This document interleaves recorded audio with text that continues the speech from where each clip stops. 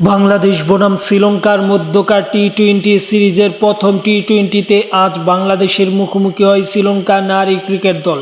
বাংলাদেশ এবং শ্রীলঙ্কা নারী ক্রিকেট দলের মধ্যকার এই ম্যাচটিতে প্রথমে ব্যাট করে শ্রীলঙ্কা নারী ক্রিকেট দল, যেখানে তারা নির্ধারিত 20 ওভারে রানের পাহাড় গড়ে 4 উইকেট হারিয়ে মূলত 161 রান সংগ্রহ করে তারা, এবং এই 161 রান সংগ্রহ করে নির্ধারিত 20 ওভার শেষ হয় তাদের এবং 162 রানের টার্গেটে ব্যাট করতে নেমে বাংলাদেশ ভালো কিছু করতে পারেনি।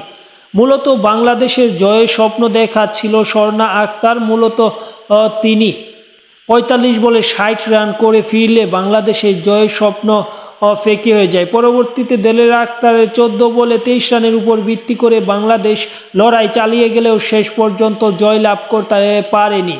নির্ধারিত 20 ওভারে 7 উইকেট হারিয়ে 136 রানেই থামতে হয় বাংলাদেশকে এবং এই ম্যাচটি হেরে সিরিজে 1-0-তে পিছিয়ে আছে বাংলাদেশ নারী ক্রিকেট দল।